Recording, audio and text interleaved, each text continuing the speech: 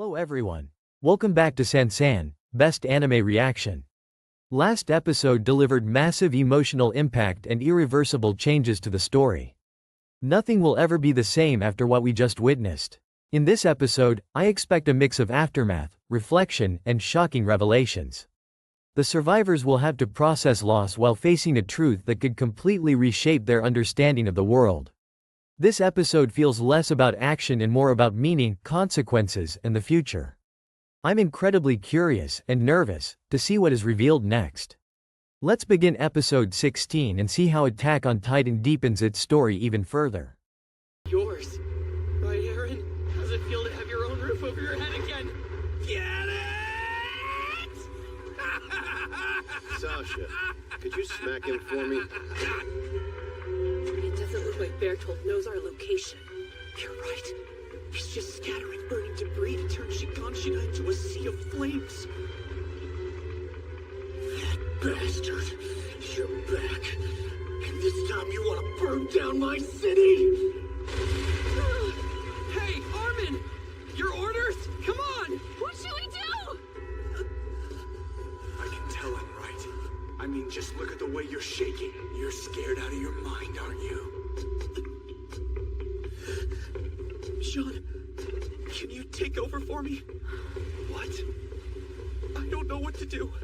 I'm worried I'll screw up. I made a mistake thinking we could talk to Bertolt, and look where it got us.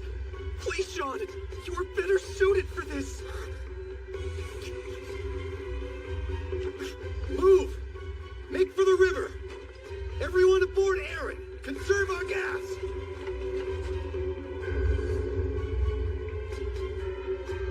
Eren, at some point we'll have to get Bertolt's attention. But until then, you need to stay out of sight. Hey, Armin. I'm alright with judgment calls, but I don't have some genius plan for getting us out of this.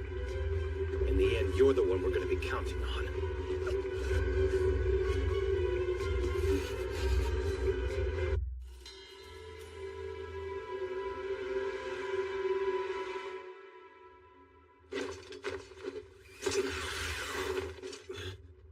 This area's all mopped up. The only ones left for us to eliminate are way up at the front. But I still don't see how we're going to take down the Beast Titan. If Attack on Titan were a roller coaster, then Season 3 Episode 16 is the moment where the cart stops at the very top. Everyone realizes the safety bar is loose. And Erwin Smith calmly stands up and says, "Alright everyone, this is where we jump." This episode, also known as Perfect Game, is not just about Titans throwing rocks or soldiers flying through the air like tragic fireworks. It's about choices, fear, leadership, and that one moment where hope and despair sit at the same table and argue over who gets the last slice of pizza. We pick up right in the middle of absolute chaos at Shiganshina. The scouts are split into 3 miserable groups, each dealing with their own personalized version of hell. On one side, Eren and the others are desperately trying to stop the colossal Titan from turning the city into a giant sauna. On another side, Levi is playing the world's deadliest game of hide and seek with the Beast Titan. And right in the center of it all, Commander Erwin and the remaining scouts are trapped like rats in a stone-built shooting gallery, except the bullets are giant rocks thrown by a very hairy monkey with perfect aim. The Beast Titan stands tall, relaxed, almost bored. Zeke Yeager is treating this battlefield like it's batting practice. Scoop, spin, throw. Scoop, spin, throw. Each rock tears through soldiers, horses, and hope with equal efficiency. The scouts don't even get heroic deaths here. One second they're alive, the next second they're just gone. No scream, no final words, just red mist and broken dreams. It's brutal, sudden, and intentionally unfair. And the episode doesn't let you look away. Erwin is watching all of this, standing on the wall, cloak flapping dramatically because of course it is. But his face is different from usual. There's no grand confidence, no dramatic speeches yet. Instead, there's calculation, exhaustion, and something heavier, regret. For the first time in the series, Erwin openly confronts the cost of his ambition. Every soldier who followed him, every life lost chasing the truth of this world, all of it weighs. It doesn't seem like he's got any intention of budging from that spot. That's true. Looks like the big guy's a coward. Not that he ever had any balls to begin with. Save your energy. We can finish off the rest of the runts out there. Let's go! Yes, sir! Shit. That explosion just now. Are Hanji and the others all right? Or did they get caught up in it? I need to get to the other side and...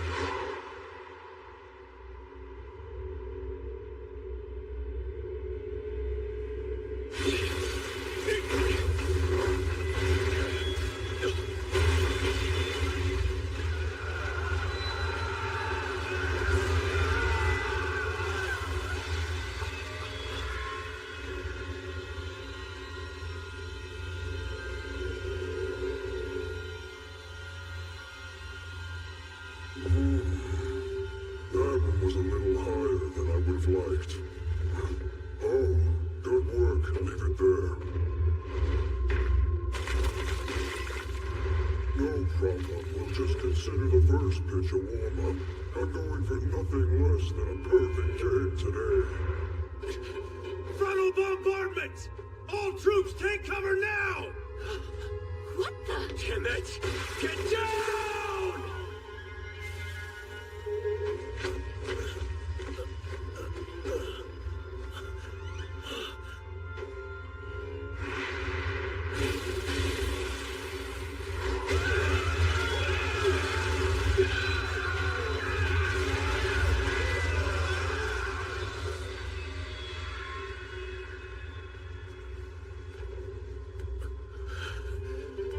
Guys, any idea what the hell that sound was? So does the enemy have cannons or something? If so, there's gotta be 100 of them.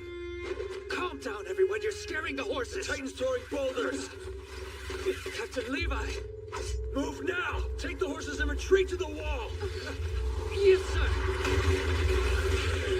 Move! Stay out of the line of fire!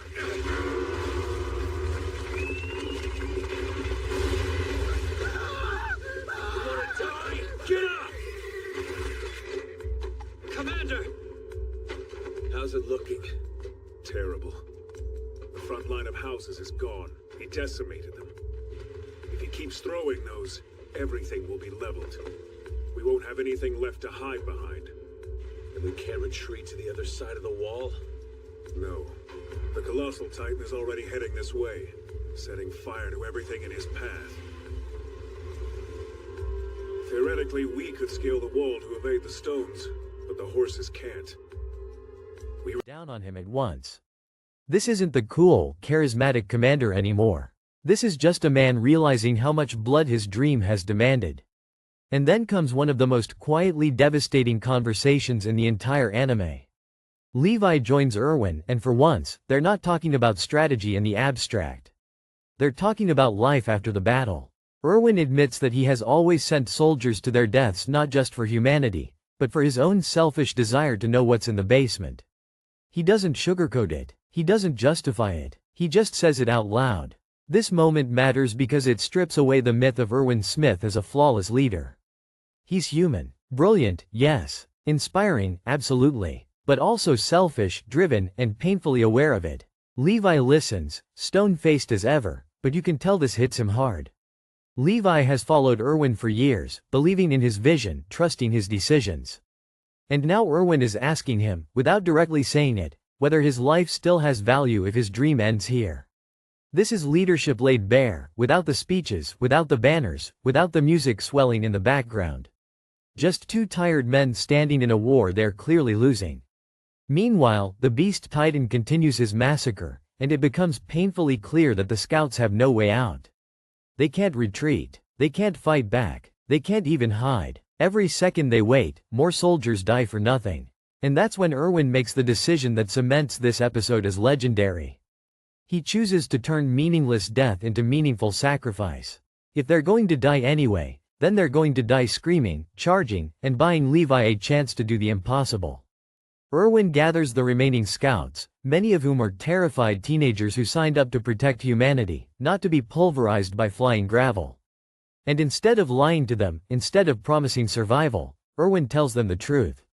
He tells them they're going to die. He tells them that their deaths might be meaningless. And then he tells them to give their hearts anyway. Not because victory is guaranteed, but because moving Retreat here. and there's no hope for victory.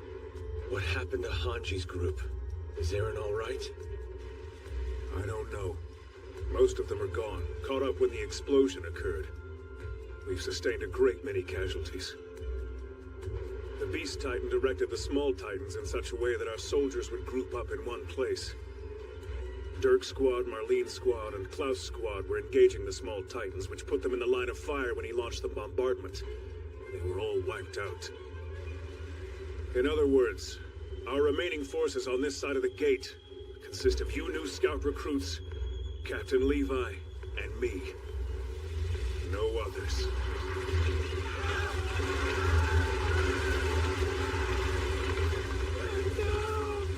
So what now? Do you have any kind of plan? Yell at him, Eren! We can't let Bertolt get any closer to the wall!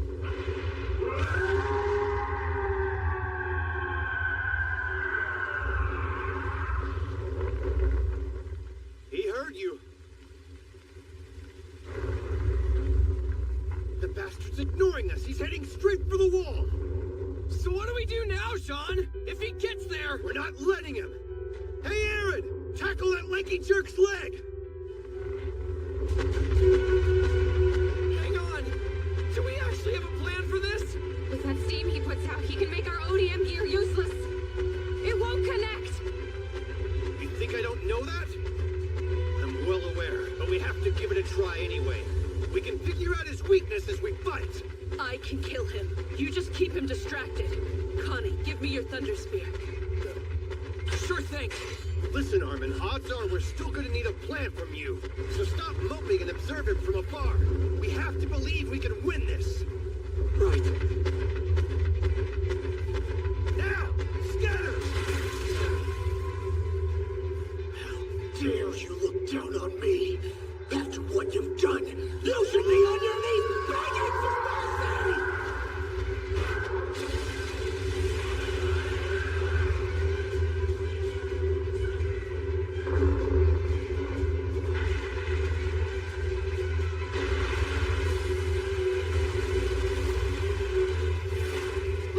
He pushed him!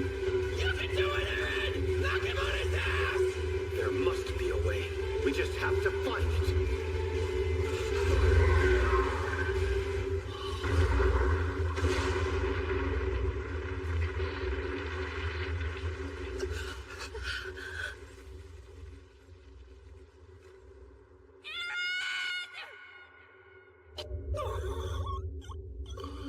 Forward is the only way humanity has ever survived. This speech isn't loud or dramatic in the usual anime sense. It's raw, it's desperate, it's fueled by the understanding that hope doesn't always come from certainty. Sometimes hope comes from defiance, from refusing to sit still and wait for death. Erwin isn't offering glory, he's offering purpose in the face of oblivion. And somehow, unbelievably, the soldiers accept it.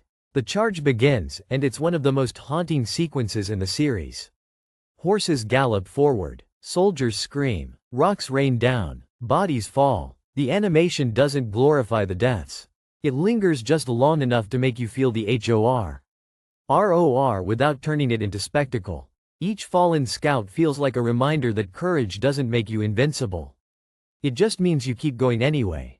Erwin rides at the front, shouting louder than anyone else, fully aware that he is not leading them to victory, but to their end.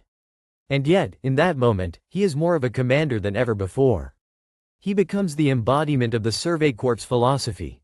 Keep advancing, no matter the cost. As the charge unfolds, Levi makes his move. Using the chaos and the cloud of dust kicked up by the charging scouts, he slips past the Beast Titan's line of sight. This is where the episode's title, Perfect Game, becomes painfully ironic. Zeke thinks he's in control. He thinks he's playing flawlessly. But he underestimates one thing: Levi Ackerman's capacity for violence when someone hurts the people he cares about. What follows is less a fight and more an execution. Levi launches himself at the Beast Titan with surgical precision, slicing through muscles, tendons, and joints before Zeke can even process what's happening. The music drops, replaced by the sounds of blades cutting flesh and Levi's furious breathing. This isn't heroic, it's wrathful. Levi isn't fighting for glory or ideals here. He's avenging the lives that were just thrown away to give him this chance. Zeke panics, and for the first time, the Beast Titan looks small. Damn it. That's Eren up there. There's only one Titan that can fling him like that. The Colossal. Eren's not moving. He's still alive, though. Focus on keeping Bertolt off him. That might have been pushing it too far. That's what'll happen if we charge at him without a plan. Now what? Unless we can turn the tables somehow, this operation will fail. All of us will die, and eventually, humanity will fall. Well, screw it then. Plan or no, I'm not just gonna sit around and wait to get slaughtered. Let's take the fight to him.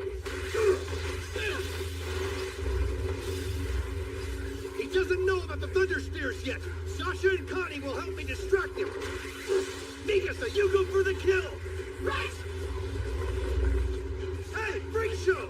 You forget your skin somewhere? You look so gross! No one wants to see all that, you pervert!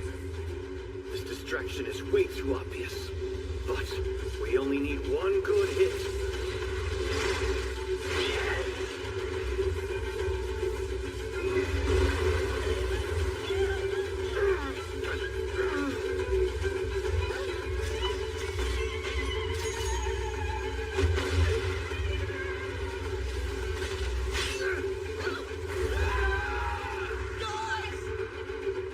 Is there nothing we can do? That steam even knocked away the Thunder Spears mid-flight. Connie! Damn it! I breathed some in and burned my throat. Mikasa, you're hurt. It isn't bad. A bit of shrapnel from the Thunder Spears got me. Figured something out yet? Tell me, is there a way that we can fight back? I don't know.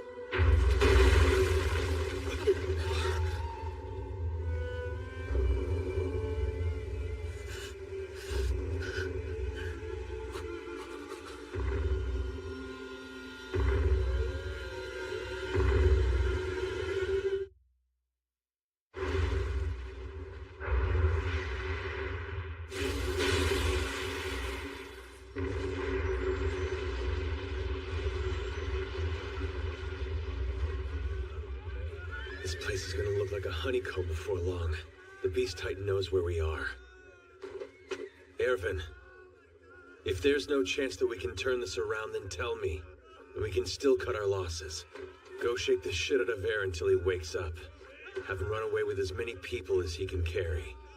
Then we'll have at least some survivors. It's our job to guard the horses! Why'd you let yours run away? Shut up! Trapped, powerless, Levi tears him apart piece by piece, forcing him out of his Titan body. And just when it seems like the nightmare might end, the episode reminds us that this is Attack on Titan, and hope is always fragile. The cart Titan swoops in, rescues Zeke, and escapes before Levi can finish the job. Victory slips through their fingers at the last second. The Beast Titan is defeated, but not destroyed. The cost was everything. Almost every scout involved in the charge is dead. Erwin himself lies mortally wounded, struck down mid-charge, finally paying the ultimate price for his dream. And that's where the episode truly sinks its claws into you. There's no triumphant ending, no celebration, just silence, smoke, and bodies scattered across the battlefield. Levi stands alone, furious and grieving, knowing that the chance they bought with so many lives wasn't enough to end the war. What makes this episode so powerful isn't just the action or the spectacle. It's how it reframes heroism. Erwin doesn't die knowing the truth of the world. He dies without reaching the basement. His dream remains unfulfilled. And yet, his death isn't meaningless. He becomes the stepping stone that allows humanity to move forward, even if the path ahead is still soaked in blood. The episode also deepens the tragedy of the Scouts as an organization. They aren't winning because they're stronger or smarter. They're winning because they're willing to sacrifice everything. And that raises an uncomfortable question. How long can humanity survive on sacrifice alone? In the end, Season 3 Episode 16 doesn't ask you to cheer. It asks you to remember. To remember the cost of progress. To remember the faces behind the uniforms. And to understand that sometimes the bravest thing a leader can do isn't to promise victory, but to walk into death first so others can take one more step forward. And honestly, if you finished this episode without sitting in silence for a minute afterward, you might want to check if you still have a heart. Because Perfect Game isn't just an episode of anime. It's a reminder that in Attack on Titan, the most terrifying enemy— Like it even matters now! What was that? Those other scouts were insanely strong and all of them died in an instant! What chance do we have where they failed? There's no reason to guard the horses. Because there's not gonna be anyone left to ride them home!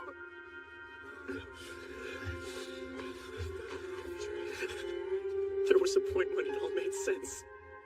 If everyone just cowered behind the walls and waited, then someday Titans would come out of nowhere and wipe us out. It was obvious that someone needed to bite the bullet and fight. It would be dangerous, yeah, but the soldiers who did it would be risking their lives to protect their loved ones. So when the recruiter asked us, which of you has the courage? I actually thought I could do it. Thought I'd be some kind of hero. I didn't get it. I didn't know. I thought that if I died, it would at least have some meaning. But it won't. It didn't for the others. They're just gone. You know what? I bet almost everyone ends up having that same final thought.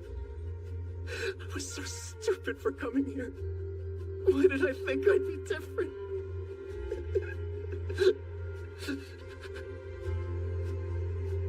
You can tell what's left of the recruits in Hanji's group to run away on horseback.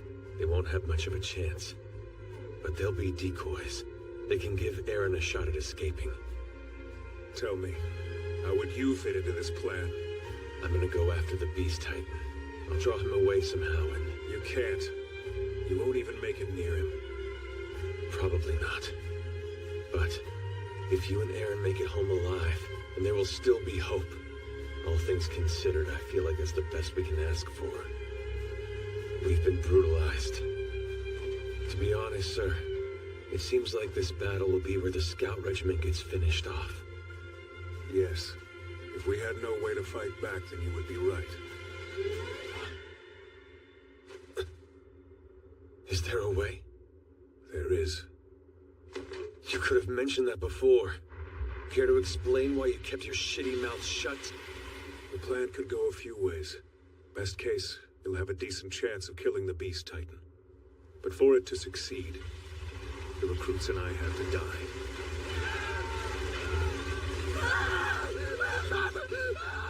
The Survey Corps may survive, but regardless, most of us will end up dead. Frankly, we're almost guaranteed to be defeated no matter what. The recruits and I will be staking our deaths on the slimmest chance of victory. For this to work, to convince these youths to charge toward their deaths, it would take an expert con man and a whole slew of blatant lies. If I don't lead the... Isn't the Titans. It's the choices people make when there are no good options left. Before we completely leave this episode behind, there's one detail I really want to slow down and sit with for a moment, because it's easy to miss when your brain is still recovering from flying rocks and emotional damage. And that detail is what Erwin Smith is doing mentally in the few seconds before he orders the charge. Not what he says out loud, but what he finally admits to himself. Up until this point in the story, Erwin has always been framed as the man who can see 10 steps ahead. Even when things go wrong, we assume he's already calculated the losses, already accepted the sacrifices. But in this episode, for the first time, we see a crack in that image. When Erwin talks to Levi about the basement, his voice isn't confident. It's almost small, and that's huge. This is the man who has stared down titans, governments, and public executions without blinking, and yet the idea of dying without answers terrifies him more than anything else. What makes this moment so powerful is that Erwin doesn't pretend his dream is noble. He doesn't dress it up as, for humanity. He openly admits that he wants to know the truth because he personally needs it. That confession reframes every decision he has ever made. Every risky operation, every gamble with human lives, suddenly feels heavier. Not wrong, necessarily, but deeply human. Erwin isn't some mythic hero leading humanity out of pure selflessness. He's a man dragging the world forward while desperately trying to satisfy the question that has haunted him since childhood. And this is where the tragedy sharpens. Because Erwin finally reaches a point where his dream and humanity's survival can't coexist. He can either cling to his desire to reach the basement, or he can give up that future and turn himself into bait. There's no third option, no clever strategy, no last-minute twist, just a choice between selfish hope and selfless despair. What's devastating is that Erwin doesn't make this choice instantly. There's hesitation. You can see it in his eyes, in the way he pauses before giving the order. Vanguard myself, and none of them will have the courage. Which means I must be the first to charge. And the first to be slain as well. So I'll never learn the truth.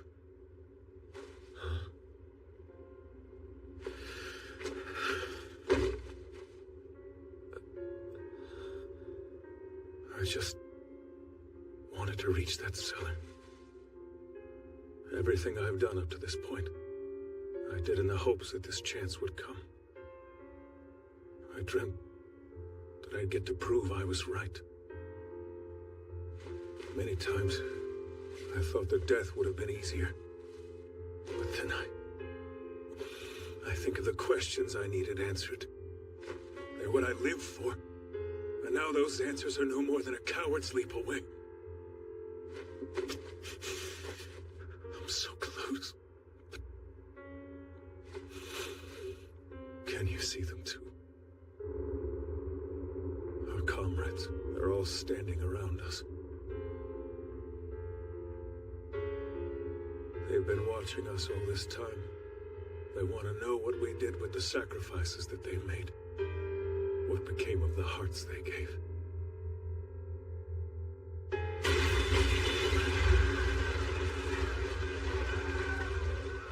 But that's probably just in my head, right? Of no more import than a child's bad dream.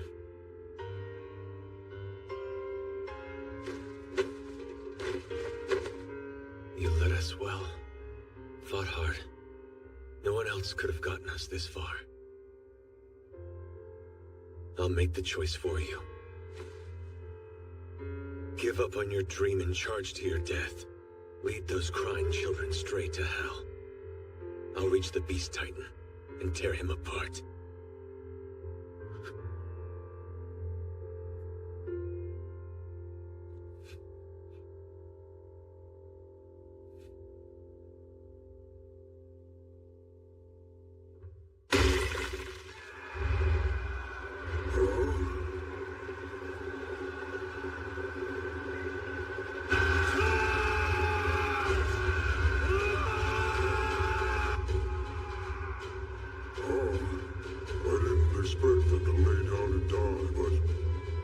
Suicide charge?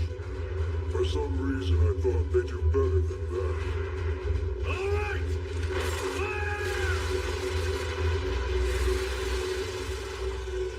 Is that smoke? Oh, it's from those signal guns they use. Incoming! Spread out! I'm about to announce our final mission. For a brief moment, he imagines the impossible scenario where he survives, where he reaches the basement, where all the sacrifices finally make sense. And then he lets it go. Not because he suddenly becomes purer or more heroic, but because he understands something brutally simple. Dreams don't mean anything if there's no one left to inherit the world. The charge itself becomes symbolic in a way that goes beyond tactics. Erwin isn't just sending soldiers to their deaths. He's burying his own future along with them. Every scream, every falling body, is another step away from the basement he will never see. That's why he rides at the front. Not for inspiration, not for drama, but because subconsciously, he needs to prove that he's paying the same price as everyone else. And there's another quiet detail here that hits even harder when you think about it later. Erwin never actually orders Levi to save him. He doesn't ask Levi to prioritize his life. In fact, by creating a plan that depends on his own death, Erwin removes Levi's ability to choose. Levi doesn't get to save his commander. He only gets to use what Erwin leaves behind. This becomes painfully important in the next episode, when Levi is faced with an even crueler decision, one that echoes directly from this moment. In a strange way, Erwin's final act isn't leadership. It's surrender, not to the enemy, but to reality. He finally accepts that he doesn't get to be special, that he doesn't get an exception, That he's just another soldier whose life can be spent for the chance that someone else might see tomorrow. And that acceptance is what makes his death so haunting. So when people talk about this episode as the Levi vs. Beast Titan episode, or the suicide charge episode, I think they're missing the quiet heart of it. This isn't just about bravery or sacrifice. It's about letting go. Letting go of personal dreams, of unfinished questions, of the belief that the world owes you answers just because you suffered. Erwin Smith dies not knowing the truth of the world, but fully understanding the truth about himself. And in Attack on Titan, that might be the rarest kind of victory anyone ever gets. All troops, line up! We're going to mount a cavalry charge, rushing the Beast Titan directly. Clearly, this will make us ideal targets for him. So we'll wait until the moment he's ready to throw, and then we'll fire our smoke signals together. That should somewhat reduce his accuracy. While we distract the Beast Titan, Captain Levi will get in position to dispatch it. Does anyone have questions? What? You want me to go after the Magisto the Empire? He's standing in the middle of a field. I can't fight without a house or tree to hook on. You're wrong. There happens to be a line of objects at just the right height for your approach. Use his thralls to advance unseen and assassinate the son of a bitch.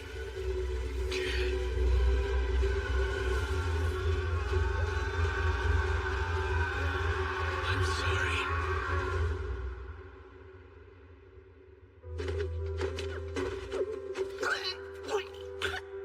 There's no point standing around. We'll only be showered by more boulders. Ready your horses on the double. Be honest. Are all of us riding to our deaths? Yes, we are. And since we're dying anyway, you're saying that it's better? If we at least die fighting? I am. But wait, if we'll die anyway, then who cares what we do? We could just disobey your orders, and it wouldn't mean a thing, would it? Yes, you're precisely right. Everything that you thought had meaning, every hope, dream, or moment of happiness, none of it matters as you lie bleeding out on the battlefield. None of it changes what a speeding rock does to a body. We all die. But does that mean our lives are meaningless? Does that mean that there was no point in our being born? Would you say that of our slain comrades? What about their lives? Were they meaningless? They were not! Their memory serves as an example to us all! The courageous fallen, the anguished fallen, their lives have meaning because we, the living, refuse to forget them! And as we ride to certain death, we trust our successors to do the same for us! Because my soldiers do not buckle or yield when faced with the cruelty of this world! My soldiers push forward! My soldiers scream out! My soldiers rage!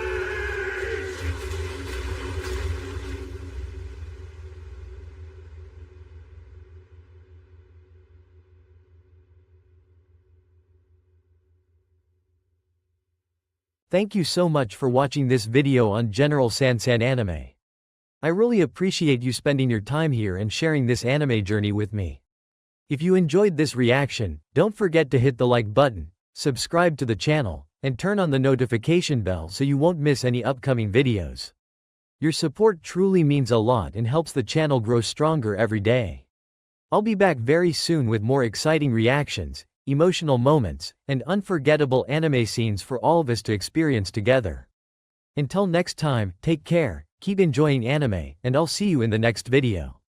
Bye bye.